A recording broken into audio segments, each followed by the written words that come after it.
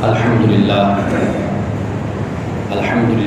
رب العالمین والعاقبۃ للمتقین والصلاة والسلام علی سید المرسلین وعلی آلہ واصحابہ اجمعین اما بعد فاعوذ باللہ من الشیطان الرجیم بسم اللہ الرحمن الرحیم۔ حاضرین محترم، گزشتہ جمعۃ المبارک میں ہم نے سورۃ العصر پہ مختصر گفتگو کی تھی ہم نے، اور سورۃ العصر کے مختلف پہلوؤں کو میں نے واضح کرنے کی کوشش کی تھی تاکہ اس صورت میں جو ہمارے لیے سبق ہے، تعلیم ہے، ہم اس کو سمجھیں اور اس پر عمل کی کوشش کریں۔ آج کی صورت ہے سورۃ الاخلاص۔ قرآن مجید کی یہ ایسی آسان اور عام فہم صورت ہے کہ جو تقریباً ہر مسلمان کو یاد ہوتی ہے، کیونکہ نماز میں ہم اس کی تلاوت کرتے ہیں، اور بس ایک کمی رہ جاتی ہے، وہ یہ ہے کہ اس کے ترجمے سے ہمیں واقفیت کم ہوتی ہے، جبکہ اس صورت کو قرآن کا تیسرا حصہ کہا جاتا ہے۔ یعنی اگر قرآن کو ہم 3 حصوں میں تقسیم کریں تو ایک حصہ یہ صورت بنتی۔ اب اس کی وجہ کیا ہے کہ اس کو قرآن پاک کا تیسرا حصہ کیوں قرار دیا گیا ہے؟ اس لیے کہ یہ بات یاد رکھیے کہ اگر اللہ کے دین کو ہم تقسیم کریں تو وہ 3 اس کے حصے بنتے ہیں۔ ایک ہے توحید، دوسرا ہے رسالت، اور تیسرا ہے آخرت۔ یہ 3 حصے، اللہ کو ماننا، واحد احد ماننا، اور دوسرا رسالت، انبیاء علیہ السلام کی حضرت آدم علیہ السلام سے شروع ہو کر رسول اللہ صلی اللہ علیہ وسلم تک رسالت کا مکمل ہونا، یہ دوسری جز بن جاتی ہے۔ اور تیسری جز ہے جسے ہم آخرت کہتے ہیں۔ یہ دین کے 3 حصے بنتے ہیں، تو اس صورت کو تیسرا حصہ اس لیے کہا گیا کہ اس میں اللہ سبحانہ و تعالیٰ نے توحید کو بیان کیا ہے۔ توحید کو سب سے پہلے یہ بات یاد رکھیے کہ رسول اللہ صلی اللہ علیہ وسلم نے قرآن مجید کی مختلف صورتیں، ان کی ایک فضیلت کو بیان کیا ہے۔ آپ نے سنا ہوگا سورۃ الکہف کے بارے میں کہ جمعرات کو یا جمعے کو رسول اللہ صلی اللہ علیہ وسلم نے تلاوت کی تاکید فرمائی کہ اس کو تلاوت کرنی چاہیے، اس صورت کو پڑھنا چاہیے۔ سورۃ الکہف 15ویں پارے میں صورت ہے۔ اب تو آپ کو پتہ ہے موبائل ہے ہر کسی کے پاس، تو واٹس ایپ میں یا دوسرے گروپوں میں لوگ بھیجتے رہتے ہیں، بنے بنائے میسج آ جاتے ہیں کہ سورۃ الکہف پڑھیے، رسول اللہ صلی اللہ علیہ وسلم نے فرمایا کہ جمعرات کو سورۃ الکہف پڑھنی چاہیے یا جمعے کو پڑھنی چاہیے۔ ایسے بڑے میسج آپ کو ملتے ہوں گے، مجھے تو بڑی تعداد میں لوگ بھیجتے ہیں، چونکہ لوگ کہتے ہیں ان کی داڑھی ہے، ٹوپی ہے، مذہبی بندے ہیں، تو لہٰذا ان کو زیادہ میسج بھیجو۔ شاید وہ مجھے بھیجنے کا زیادہ ثواب ہوتا ہے، یا وہ مجھے یاد کرواتے رہتے ہیں کہ یہ پہلی آپ کی ذمہ داری ہے، تو اس لیے مجھے تو کافی میسج آتے ہیں۔ صبح کے وقت بھی آ جاتے ہیں میسج، بہت سے دوست ہیں جو صبح بخیر کا میسج بھیجتے ہیں۔ ایک اچھی بات ہے، یہ بھی روایت ہے، لیکن بات اتھینٹک ہونی چاہیے، مستند ہونی چاہیے۔ جو بھی آپ بھیجیں وہ مستند ہو، صرف وہ ایسی نہ ہو کہ موضوع روایت یا غیر مستند روایت یا کمزور روایت اس کو آپ پھیلاتے رہیں۔ پڑھ رہا تھا کہ ایک فیک میسج، جھوٹا میسج وہ ہے جھوٹا میسج، اسے چند منٹوں کے اندر تقریباً 45,000 لوگوں نے آگے شیئر کر دیا، 45,000 لوگوں نے آگے پھیلا دیا۔ آپ اندازہ کر لیں، جو چند منٹوں میں 45,000 پہ پہنچا، وہ چند گھنٹوں میں کتنے لاکھوں تک پہنچ جائے گا۔ اور ہم جیسے جو سادہ لوگ ہوتے ہیں، صاف دل لوگ، میں سادہ لو بھی کہتا ہوں، صاف دل بھی کہتا ہوں، وہ سمجھ لیتے ہیں یہ حق ہے، سچ ہے۔ اسی طرح دنیا میں ایک یہ جنگ لڑی جا رہی ہے، یہ سائبر وار جس کو ہم کہتے ہیں، وہ یہ جنگ لڑی جا رہی ہے۔ قوموں کے ذہنوں کو، گروہوں کو، جماعتوں کو، ملکوں کو اسی طریقے سے ہی گمراہ کیا جا رہا ہے۔ ہمارے ملک میں بھی مذہبی یا سیاسی جماعتیں ہیں، ایسے ایسے میسج وائرل ہو جاتے ہیں، ان کی کوئی حقیقت نہیں ہوتی۔ جسٹس ناصرہ اقبال، علامہ اقبال کی بہو ہیں، آپ کو بھی ایک میسج ان کا ملا ہوگا آڈیو کی صورت میں یا لیٹر کی صورت میں۔ جب وہ مجھ تک پہنچا تو میں نے ان سے پھر اس کے بارے میں تصدیق کروائی۔ انہوں نے کہا کہ میرا اس طرح کا کوئی میسج نہیں ہے، آواز بدل دی جاتی ہے، تصویر کسی کی لگا دی جاتی ہے، کوئی مونوگرام لگا دیا جاتا ہے، وہ بالکل ایسے ہوتا ہے کہ جیسے ہی حقیقت ہے۔ ایک ہوتی ہے فیک، اب ایک اور ٹیکنالوجی آ گئی، اسے کہتے ہیں ڈیپ فیک۔ ڈیپ فیک میں یہ ہوتا ہے کہ آواز تو آپ کی چل رہی ہے لیکن الفاظ آپ کے نہیں ہیں، آواز آپ کی ہے، تصویر آپ کی، سب کچھ آپ کے، الفاظ آپ کے نہیں ہیں۔ الفاظ اسی کے ہیں کہ جس نے وہ ویڈیو بنائی اور اپنے پسند کے الفاظ ڈال دیے۔ اتنا بڑا ظلم ہو رہا ہے۔ عرض کرنے کا مقصد یہ ہے کہ میسج ضرور بھیجیے لیکن دیکھ لیجئے کہ وہ مستند ہے یا نہیں۔ آپ ہی کے اسی علاقے میں ایک نوجوان ہے، انہوں نے مجھے حدیث بھیجی، آپ اندازہ کیجئے حدیث ہے، اتفاق سے انہوں نے مجھے بھیجی کہ سر یہ ذرا دیکھیے یہ درست ہے کہ نہیں ہے۔ جب وہ مجھ تک آئی میں نے اس کو دیکھا تو وہ بالکل ہی غلط تھی۔ حوالہ نیچے لکھا ہوا ہے، الفاظ اپنی پسند کے ڈالے ہوئے۔ اب یہ کون کام کرتا ہے؟ جاہل، ان پڑھ مسلمان ہی یہ سارا کام کرتے ہیں، اپنی آخرت کی فکر نہیں کرتے۔ رسول اللہ صلی اللہ علیہ وسلم نے فرمایا کہ جس نے غلط بات میری طرف منسوب کی اس کا ٹھکانہ جہنم ہے، یہ حدیث کے الفاظ ہیں۔ لیکن لوگ سادگی میں یہ سب کام کرتے رہتے ہیں۔ قرآن اور رسول اللہ صلی اللہ علیہ وسلم سے منسوب کوئی بھی بات ہو اس میں احتیاط کیجیے، کبھی نہ آگے پہنچائیے وہ بات، جب تک آپ اس یقین پر نہ ہو کہ یہ بات آپ علیہ السلام کی بخاری میں لکھی ہوئی ہے، مسلم میں ہے، ترمذی میں ہے، ابن ماجہ میں ہے، ابو داؤد میں ہے، یا کس کتاب میں یہ حدیث نقل ہے، جب تک آپ اس کو دیکھیں نہیں، تسلی نہ کریں، آگے نہ کریں۔ سورۃ الکہف کا میسج آپ کو ملتا ہے کہ بھئی یہ پڑھیے تو یہ ہے، ثواب اتنا ملتا ہے، فلاں ثواب ہے۔ اب ماشاءاللہ ثواب ہمیں اتنا کچھ بتا دیا جاتا ہے کہ ہم پریشان ہو جاتے ہیں کہ بھئی اتنا ثواب۔ محدثین نے لکھا ہے چھوٹے سے عمل پر اگر زیادہ ثواب کی بات ہو نا تو وہ حدیث ضعیف ہوتی ہے، چھوٹے سے گناہ پر اگر بہت بڑی سزا کا ذکر ہو تو وہ حدیث ضعیف ہوتی ہے، یہ محدثین نے لکھا ہے۔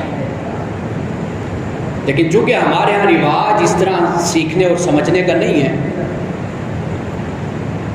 اب سورۃ الکہف کا میسج آپ کو ملتا ہے۔ میں نے اس پر غور کیا کہ رسول اللہ صلی اللہ علیہ وسلم نے آخر کیوں ہمیں اس بات کا حکم دیا یا نصیحت فرمائی یا پسند فرمایا کہ میری امت بھی سورۃ الکہف پڑھے۔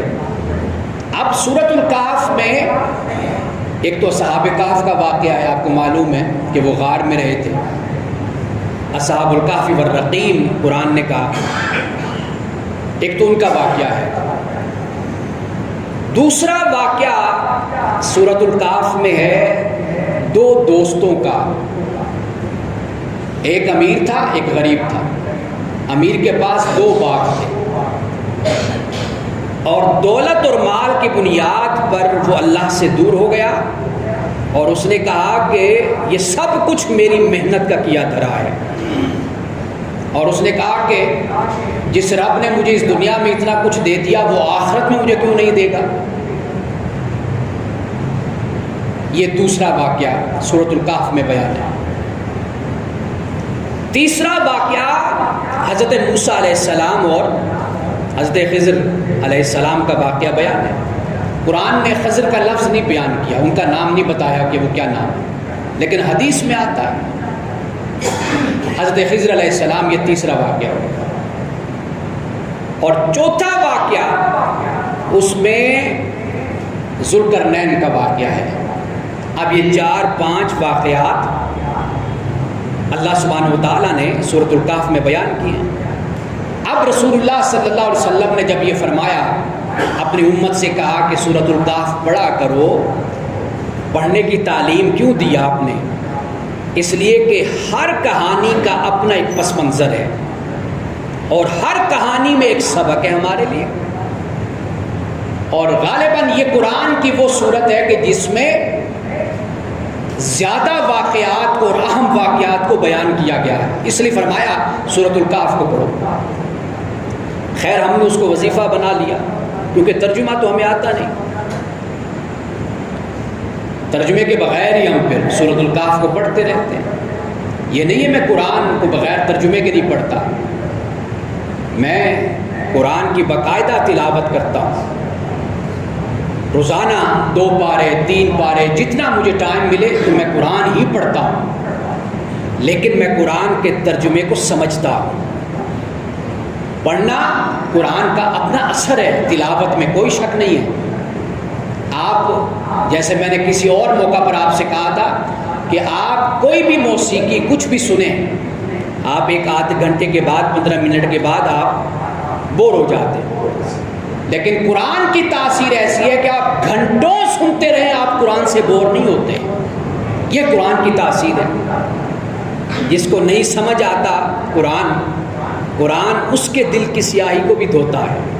سننے والا جس زبان کا بھی ہو جب قرآن کو سنے گا، قرآن کے الفاظ کو، اب تو یہ چیزیں آپ ویڈیوز کے ذریعے سے بھی دیکھ سکتے ہیں کہ ایک ویڈیو میں ایک انگریز خاتون ہے، قرآن ادھر سے اذان کی آواز آتی ہے اور وہ سنتی ہے، جب وہ اذان جیسے جیسے آگے آواز بڑھتی چلی جاتی ہے وہ خاتون وہیں روتے روتے زمین پر گر جاتی ہے، ایسی تاثیر ہے الفاظ کی۔ تو اس میں تو کوئی شک نہیں، لیکن بات یہ ہے اللہ نے تو قرآن اتارا کہ آپ پڑھیں، آپ سمجھیں، سمجھ کر پھر آپ اس پر عمل کریں۔ ہمارے بزرگ مثال دیا کرتے تھے نا کہ خط ہے، آپ کو آپ کے والد صاحب نے خط بھیجا، آپ نے اس خط کو بڑی خوشبو لگا کر اور بڑے ادب احترام کے ساتھ آپ نے اس کو شیلف میں رکھ دیا۔ آپ کے والد صاحب جب پاکستان آئے انہوں نے کہا بیٹا میں نے تمہیں خط لکھا تھا، تم نے اس کا کیا کیا؟ اس نے کہا کہ ابو جی میں نے بڑے احترام اور بڑی محبت کے ساتھ اسے چوما، عطر لگایا، پرفیوم لگایا، میں نے اس کو پھر شیلف میں جا کر رکھ دیا۔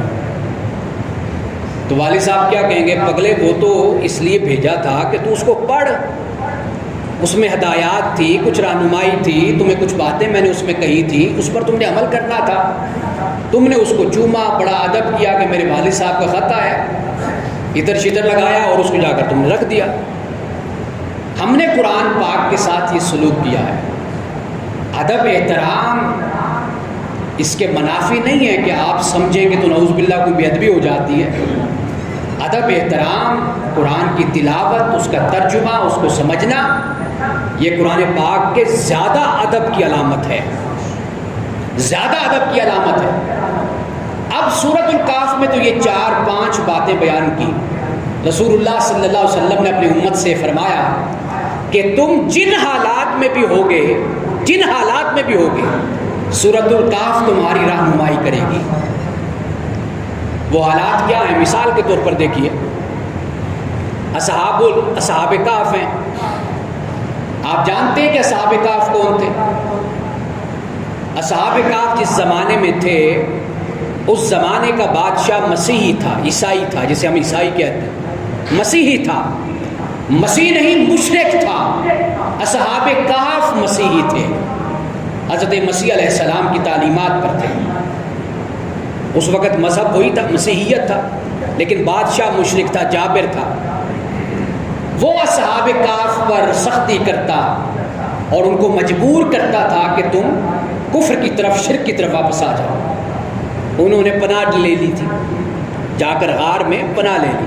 جا کر پڑھیے گا جمعے کے بعد سورۃ الکہف کو پڑھیے گا، ذرا ترجمہ بھی اس کا پڑھیے گا. پناہ لے لی جا کر غار میں، اور کئی سو سال تک پھر غار میں وہ رہے. قرآن پاک نے اس کو بیان کیا. پھر حکومتیں بدل گئی، سکہ بدل گیا، کرنسی بدل گئی. اور جب وہ اس کرنسی کو لے کر واپس کسی ان میں سے جتنے لوگ تھے ایک کو بھیجا کہ جاؤ بازار سے روٹی لے کر آؤ، کھانا لے کر آؤ. وہ جب گیا تو لوگ حیران کہ بھئی یہ تو کرنسی اب چلتی نہیں، تم کہاں سے آ گئے؟ اب رسول اللہ صلی اللہ علیہ وسلم نے در حقیقت ہمیں جب یہ تعلیم دی کہ سورۃ الکہف کو پڑھو، تو تعلیم یہ تھی کہ اگر تمہیں کبھی ایسے حالات کا سامنا ہو کہ جب تم توحید کی بات کرو، سورۃ الاخلاص کی بات کرو، جب تم اللہ کی وحدانیت کی بات کرو، اللہ کے دین کی بات کرو، اور اگر اس وقت ایسے لوگ ہوں کہ جو تمہیں توحید کی بات کرنے پر تم پر جبر کریں، ظلم کریں، تو تمہارے لیے ایک راستہ یہ بھی ہے کہ تم اصحاب الکہف کی طرح غاروں میں جا کر پناہ لے لینا، لیکن توحید کو نہ چھوڑنا، دین اسلام کو نہ چھوڑنا. بخاری شریف کی حدیث ہے نا کہ رسول اللہ نے فرمایا کہ جب مشکل وقت آتا ہے، فتنے کا وقت آتا ہے، تو مومن اپنی بکریاں لے کر پہاڑ پہ چڑھ جاتا ہے، فتنے کا شکار نہیں ہوتا. یہ آج کا دور اگر آپ دیکھیں گے تو آپ کو فتنے کا دور نظر آئے. فتنہ تو خیر ہر دور میں ہوتا ہے. آپ اپنی سچائی کے ساتھ جڑیں، یہ آج آپ کے لیے بڑا مشکل ہے. آپ کے کان میں ادھر سے آواز پڑتی ہے، ادھر سے آواز پڑتی ہے. آپ کے لیے مشکل ہو جاتا ہے کہ آپ سچ بات کو کیسے قبول کریں. آپ اتنے عادی ہو جاتے ہیں. اسے ہم کہتے ہیں جی بڑی اویئرنیس پھیل گئی ہے. یہ اویئرنیس نہیں ہے، جہالت ہے. یہ تو گمراہی ہے جو پھیل رہی ہے معاشرے میں. سچ بات آپ تک نہیں پہنچتی، آسانی سے آپ تک جھوٹ پہنچتا ہے، سچ نہیں پہنچتا. جب معاشرہ اس حالت میں ہو تو یہ فتنے کی حالت ہوتی ہے. رسول اللہ صلی اللہ علیہ وسلم نے کیا بتایا؟ فرمایا کہ جب ایسی حالت ہو تو پھر توحید کو نہیں چھوڑنا، نہ دین کو چھوڑنا ہے. پھر کیا کرنا ہے؟ پھر خاموشی کے ساتھ کنارہ کشی اختیار کر لو، خاموشی اختیار کر لو. آج کے دور میں کئی لوگوں نے خاموشی اختیار کر رکھی ہے، اپنی خلوت میں بیٹھتے ہیں، اپنا دین کا کام کرتے ہیں. ان کو ادھر ادھر سے کوئی غرض نہیں ہے. معاشرے میں کیا ہو رہا ہے، کیا جھوٹ، کیا سچ، کیا سیاست چل رہی ہے، کیا فرقہ واریت چل رہی ہے، ان کو کوئی غرض نہیں. وہ اپنے بیٹھے ہوئے دین کا کام کر رہے ہیں، نماز پڑھتے ہیں، اللہ اللہ کرتے ہیں، اور ایمانداری سے محنت مزدوری کرتے ہیں، جو اللہ نے دیا اس میں سے خرچ کرتے ہیں. ان کو پرواہ ہی نہیں ہے. یہ ہے وہ طریقہ کہ سورۃ الکہف سے ہمیں یہ ملتا ہے. پھر ان دو لوگوں کا ذکر، ایک کے پاس دو باغ ہیں جو تکبر کا، غرور کا، فخر کا شکار ہو گئے. دوسرا ماڑا سا ہے، تنگ دست بھی نہیں ہے اور زیادہ امیر بھی نہیں ہے، معتدل ہے، متوسط ہے. وہ کہتا ہے میں اللہ کا شکر ادا کرتا ہوں جو مجھے میرے خدا نے دیا. جس کے پاس بہت کچھ آ گیا وہ خدا کا نافرمان ہو گیا. اللہ نے یہ بھی مثال دے دی، اور یہ مثال بھی ہمارے معاشرے میں چلتی پھرتی مثال ہے نا. اللہ نے اس مثال سے یہ بات سمجھا دی کہ اگر تم اس امیر انسان کی طرح ہو جاؤ تو پھر بھی خدا کے ناشکرے مت بننا، اس کا شکر ادا کرنا. اگر معتدل اور متوسط ہو تو پھر تمہارے پاس وہ مثال موجود ہے، تم اس پر عمل کرنا. اب یہ سورۃ الکہف میں جب رسول اللہ نے فرمایا سورۃ الکہف کی ہر جمعرات کو تلاوت کرو تو مقصد یہ ہو گیا. حضرت موسیٰ علیہ السلام اور خضر کا واقعہ بھی ہے۔ اب اس میں کیا تعلیم ہے؟ اس میں یہ ہے کہ اللہ کا ایک کائنات میں نظام چل رہا ہے جسے ہم کہتے ہیں تکوینی نظام، تکوینی امور۔ تکوینی امور کیا ہوتے ہیں؟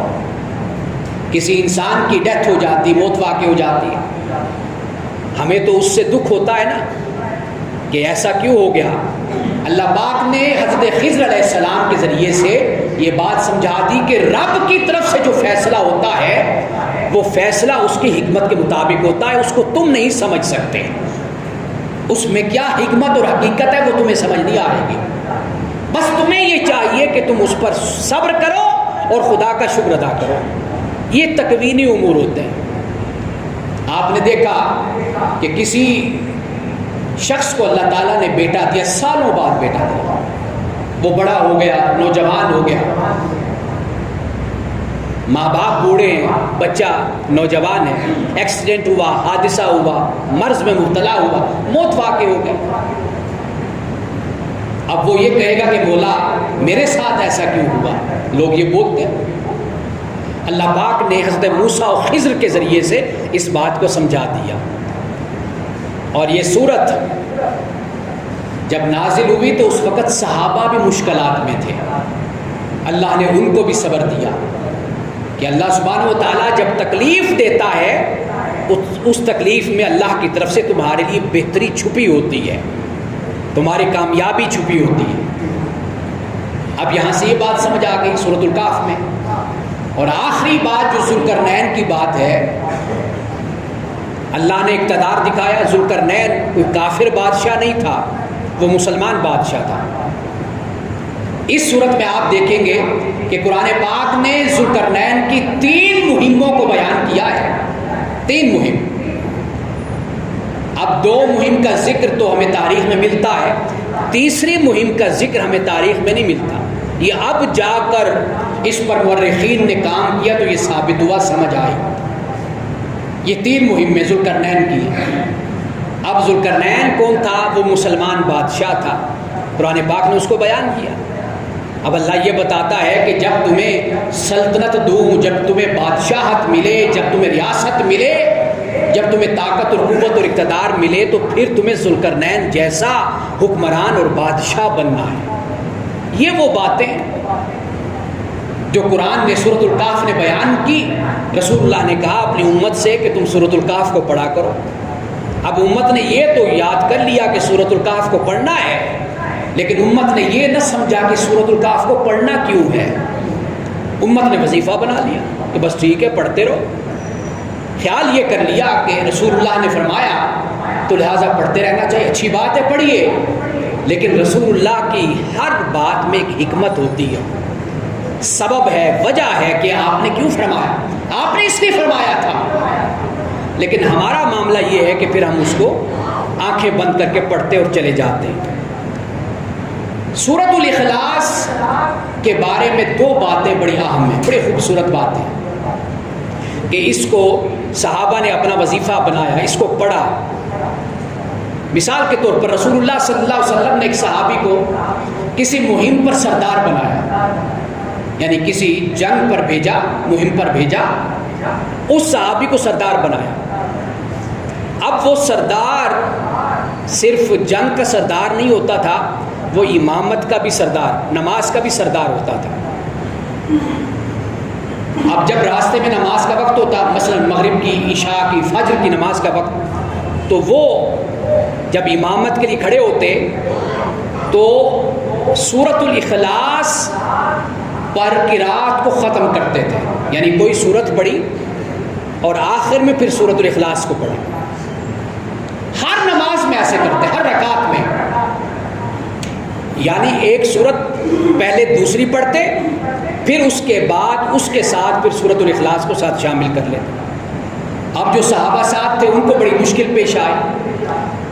حدیث میں یہ آتا ہے کہ واپسی پر جب واپس آئے تو صحابہ نے رسول اللہ صلی اللہ علیہ وسلم کی خدمت میں عرض کی، یا رسول اللہ آپ نے فلاں صحابی کو ہمارا سردار بنایا تھا، امام بنایا تھا، ہم ساتھ گئے، انہوں نے امامت کی، لیکن ہر نماز، قرات والی نماز میں انہوں نے پہلے کوئی سورت پڑھی، پھر آخر میں ہر رکعت میں انہوں نے سورۃ الاخلاص پڑھی۔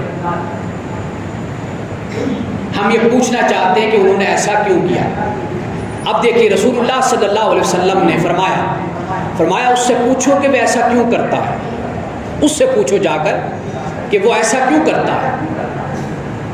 اب جب اس صحابی سے پوچھا تو انہوں نے کہا کہ میں اس لیے سورۃ الاخلاص کی تلاوت کرتا ہوں کہ اس میں میرے رحمان کی صفت ہے، میرے اللہ کی صفت ہے، قل هو اللہ احد اللہ الصمد، اللہ کی صفت ہے، تو اس لیے میں اس کی تلاوت کرتا ہوں۔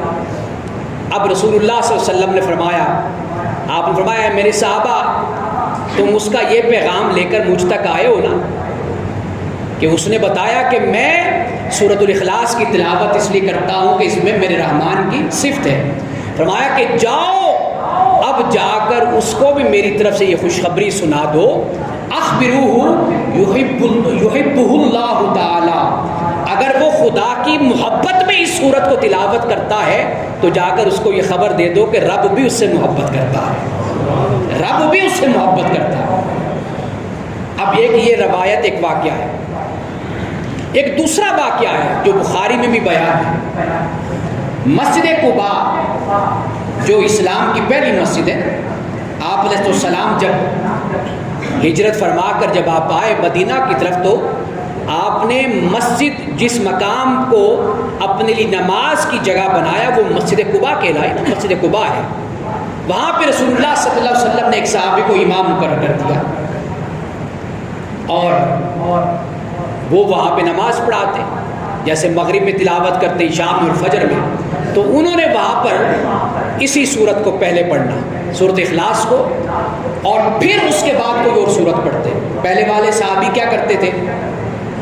پہلے کوئی اور سورت پڑھتے پھر سورۃ الاخلاص پڑھتے تھے، یہ سورۃ الاخلاص پڑھتے پھر کسی اور سورت کو ساتھ ملاتے تھے۔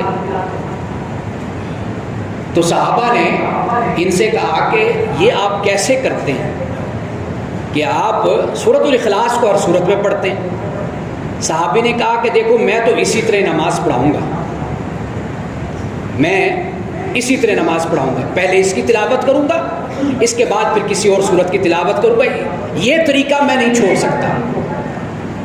اب حدیث میں آتا ہے کہ رسول اللہ صلی اللہ علیہ وسلم نے اس صحابی سے پوچھا کہ آخر جو تم سے تقاضا کیا جاتا ہے، مطالبہ کیا جاتا ہے کہ تمہارے ساتھی دیگر صحابہ جو کہتے ہیں اس کو قبول کرنے میں رکاوٹ کیا بات ہے، تم اسے کیوں نہیں ان کے مطابق پڑھتے؟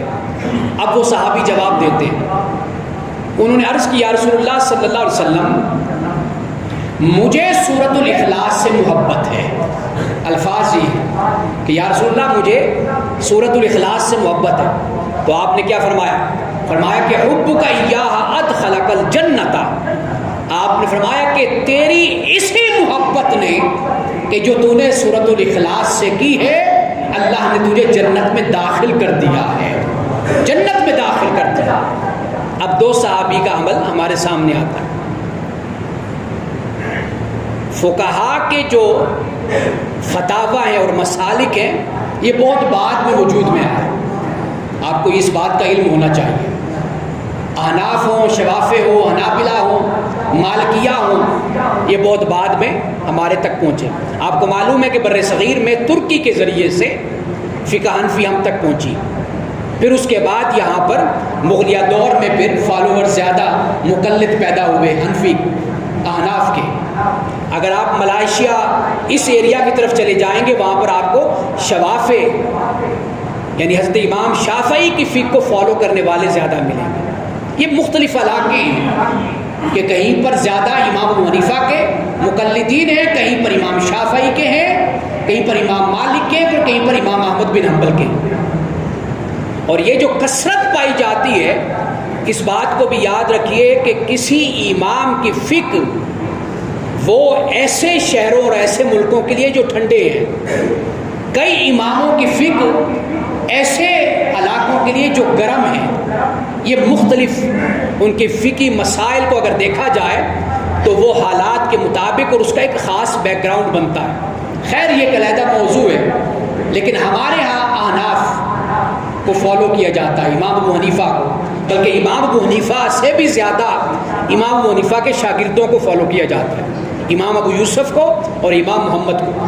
ہم شاید اس بات سے اب اتنے واقف نہیں ہیں کہ امام ابو حنیفہ 100 میں سے امام ابو حنیفہ کے بیان کردہ مسائل وہ ممکن ہے کہ 20 اور 30% سے زیادہ نہ ہو، اور 70 اور 80% ہم زیادہ امام ابو یوسف اور امام محمد اور امام ظفر ہم ان کو فالو کرتے ہیں. لیکن آپ دیکھیے کہ رسول اللہ صلی اللہ علیہ وسلم نے اپنے صحابہ کے لیے کتنی فلیکسیبلٹی رکھی. اگر ہم آج اس پر عمل کریں تو ہم پر تو فتویٰ بھی لگ سکتا ہے نا کہ آپ ایسا کیوں کر رہے ہیں، فلاں عالم نے یہ لکھ دیا، فلاں امام نے یہ لکھ دیا، آپ اب ایسا کیوں کرتے ہیں. لیکن یہ تنگ نظری آج ہم لوگوں میں پیدا ہوئی. لیکن حضرت امام شافعی رحمۃ اللہ تعالیٰ علیہ جب کوفہ گئے امام اعظم ابو حنیفہ کے مزار پر تو انہوں نے رفع دین وہاں نہیں کیا تھا.